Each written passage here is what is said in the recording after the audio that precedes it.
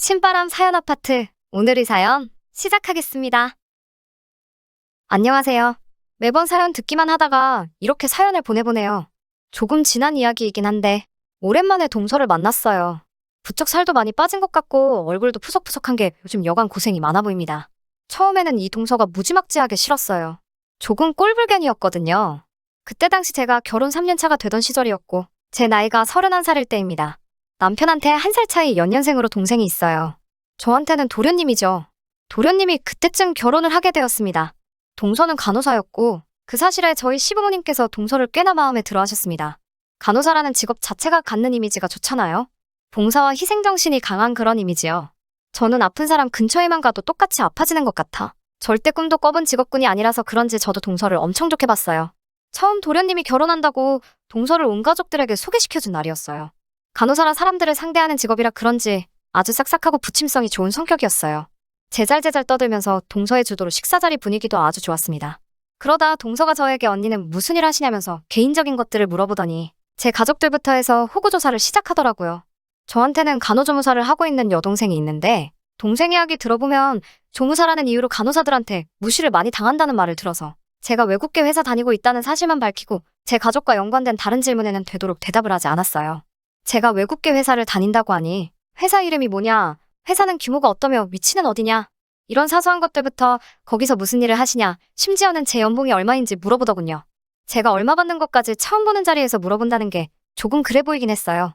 사실 제가 받는 연봉이 적은 편이 아닌데 어디 가서 돈 많이 받는다고 자랑하기도 그렇잖아요. 그래서 대답을 안 하고 그냥 넘기려고 했습니다. 제가 맨 처음 취직했을 때는 연봉이 많은 편이 아니었습니다. 회사 자체가 신입기간에는 연봉을 적게 주다가 연차수와 경력이 쌓이게 되면 연봉을 많이 올려주는 회사예요. 그리고 그 오르는 정도가 굉장히 높습니다. 결혼할 당시에는 신입 직원이었으니까 연봉이 엄청 적을 때예요. 그래서 지금 얼마 받는지는 남편만 알고 나머지 시댁 식구들은 그 당시 제가 얼마를 받는지 아무도 모르는 상황이었어요. 그때 받던 것보다 2배가 넘게 올랐지만 괜히 잘난 척하는 것인가도 싶고 솔직히 시댁 식구들한테 제 연봉 오른 사실을 알려주고 싶지도 않아서 동서의 질문에 우물쭈물 대답을 못하고 있었는데 시부모님께서 제가 결혼 준비하던 당시에 받던 연봉을 동서에게 말해주더군요. 첫째 며느리는 한 달에 200은 벌걸? 여자치고는 잘 버는 편이지. 라고 대답을 하니 동서가 200 정도가 잘 버는 거라고요? 라고 말하더니 갑자기 자기 이야기를 시작했습니다. 도련님이 우리 와이프는 어쩌고 하면서 추켜 세워주고 결혼할 상대 챙겨주는 건 알겠는데 대화의 화제가 동서랑 제가 버는 돈의 차이가 얼마나 나는지 비교하듯이 말하고 있어서 정말 기분이 조금 그랬네요. 그 자리에 있는 누구도 동서한테 물어보지 않았는데 그 자리에서 동서가 자기 연봉을 그냥 오픈해버리더라고요. 3교대 할 때는 거의 4천 정도 받았는데 지금은 주간 근무만 하느라 그때보다 조금 줄었다면서 말하는데 저한테는 그게 저 들으라는 식으로 자랑하는 것처럼 들렸습니다. 그때는 그냥 그러려니 했어요.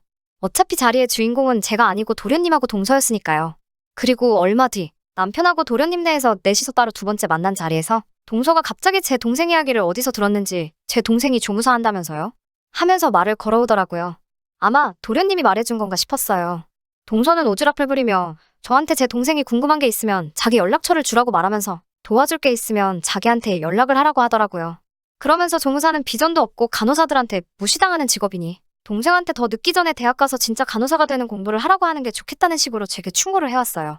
그러면서 간호사 되기가 여간 힘든 게 아니라면서 자기가 얼마나 피 터지게 공부했는지 주구장창 설명을 늘어놓더니 일반 사무직하고 자기가 하는 일은 차원이 다르다는 식으로 말을 하더라고요.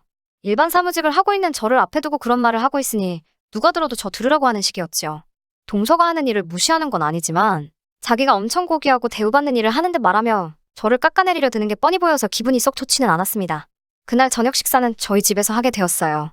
식사 준비하는데 동서가 저를 도와주는 것까지는 바라지 않았지만 저희 집안 구석구석을 돌아다니면서 저희 살림들 보고 이건 어디 브랜드냐 물어보고 가격은 얼마냐 물어보고 있더라고요. 얼마 뒤 동서네가 신혼집 집들이를 한다고 저희 부부를 초대했는데 정말 저희 집에 있는 가전들하고 전부 같은 브랜드 같은 모델에서 보란듯이 한 단계 상위 모델들로 장만을 했더라고요. 그때부터 조금 오지랖 부리고 잘난 척하는 동서가 마음에 썩 들지는 않았지만 제가 결혼 파토 낼 것도 아니고 이제 한 식구가 될 사람인데 잘 지내봐야지 하는 생각에 그냥 그러려니 했습니다. 아무튼 그렇게 동서는 한 식구가 되었어요. 그렇지만 동서의 잘난 척은 거기서 멈추지 않았습니다. 시부모님네와 도련님네 함께해서 식사를 하고 나서 제가 계산을 하러 가면 동서가 쪼르르 따라 나와서 자기 카드를 들이밀며 언니가 돈이 어딨냐고 그 돈으로 언니 필요한 거 하시라면서 자기가 계산한다고 하더라고요. 마치 말하는 투가 자기가 저보다 돈을 잘 버는 줄 알고 동서가 아니라 제 형님 노릇하려고 한다고 해야 하나. 도련님네 신혼집이 가까운 편이라서 부부끼리 같이 저녁 식사라도 할라 치면 제가 회사 일 때문에 조금 늦거나 하는 경우가 있는데 언니네 회사는 그 돈 주고 사람 부리면서 늦게까지 잡아놓냐면서 정작 회사 다니는 저는 가만히 있는데 지가 더 열을 내더라고요. 늦게 온 저를 걱정해주며 회사를 까듯이 말하지만 실상은 저한테 그 돈 받고 그 시간까지 일하냐를 돌려서 말하려는 게 너무 티가 났어요. 그날 같이 식사를 하면서 어버이날도 다가오니 시부모님 그때 해서 여행도 보내드리고 용돈도 어느 정도 드리자고 했더니 엄청 걱정해주는 표정으로 언니? 여행도 보내드리고 용돈도 드리면 돈이 한두 푼이 아닌데? 언니네 그 정도 형편이 되세요? 라고 물어보네요. 그해 여름은 남편하고 휴가 맞춰서 유럽 여행을 다녀왔어요. 아이 생기기 전에 유럽에는 꼭 다녀오자며 벼르고 벼르다가 다녀온 여행이었는데 휴가 때는 유럽 여행을 가기로 했다는 말에 언니, 돈 잘 버나 봐요. 아주버님이 아주 힘드시겠어요. 라고 말하며 빈정대면서 이야기하는데 그러고는 얼마 뒤에 저한테 와서 자기들도 내년에 유럽 여행 가기로 예약했다고 자랑을 하더라고요. 사사건건 저랑 비교하려고 하고 만날 때마다 스트레스 받기는 하는데 솔직히 사소한 거 가지고 동서랑 기싸움 하느냐는 소리 들을까봐 어디 가서 말도 못하겠고. 그런데 가만 생각해보니 이 모든 것의 원흉이 동서가 저보다 잘나고 돈도 훨씬 잘 번다고 생각하는 것 같아서 도련님이나 제 남편이나 직장도 비슷한 수준이고 버는 돈도 큰 차이가 없으니 저를 걸고 넘어지면서 두 부부를 비교했을 때 자기들이 더 형편이 낫다고 생각하는 거라는 생각이 들더라고요. 그렇다고 이제 와서 제 입으로 동서한테 응? 사실 내 연봉은 얼마야? 너보다 많이 벌지? 하는 것도 우스운 것 같고 다른 좋은 방법이 없나 생각했어요. 부부끼리 자주 식사를 하는 편인데 도련님네를 집으로 초대를 했습니다. 일부러 음식 준비는 하나도 안 해놨고 서재로 쓰고 있는 방에 들어가 컴퓨터를 켜서 전년도 연말정산했을 때 받아놓은 원천징수를 켜놓고 9월달 월급 명세서도 같이 열어놨어요. 9월달 월급에 명절 상여금이 포함되어 있어서 실수령액이 평소보다 훨씬 많았거든요. 전년도 원천징수도 비과세 제외하고 5천이 훌쩍 넘는 금액이었고요. 준비는 모두 끝났고 동서가 도착했을 때 아직 식사 준비가 덜 되었다고 하고 좀 쉬고 있으라고 말해줬어요. 동서 습성상 저희 집에 올 때마다 뭐 새로운 거 있나 없나 집안을 둘러보며 여기저기 들쑤시고 다니거든요. 일부러 서재 앞문에다가 이번에 새로 산 명품 가방을 걸어놨습니다. 예상했던 대로 동서가 이거 못 보던 거라고 언제 이런 걸 샀냐고 물어보더라고요.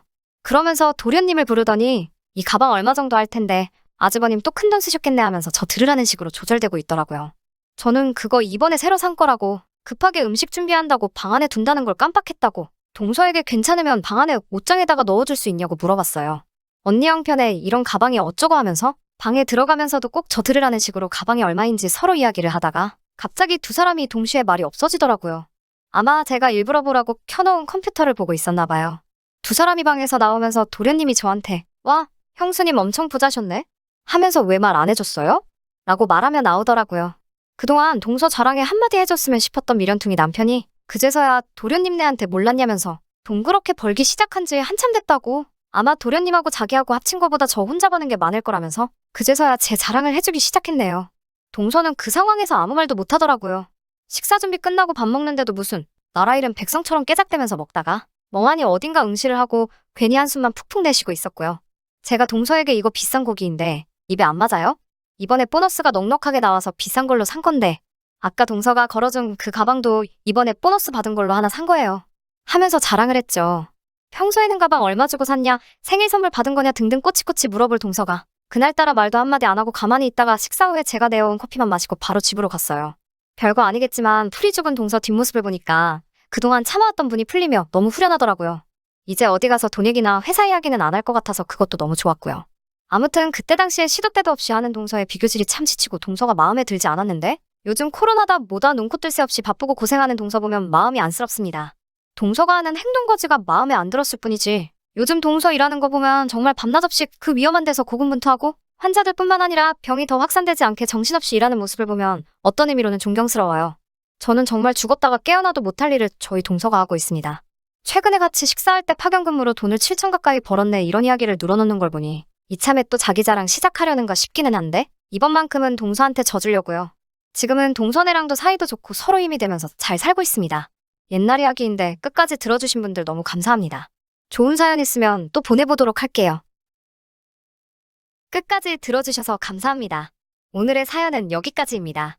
구독과 좋아요, 알람 설정 부탁드리고 더 좋은 사연으로 다시 찾아뵙겠습니다. 감사합니다.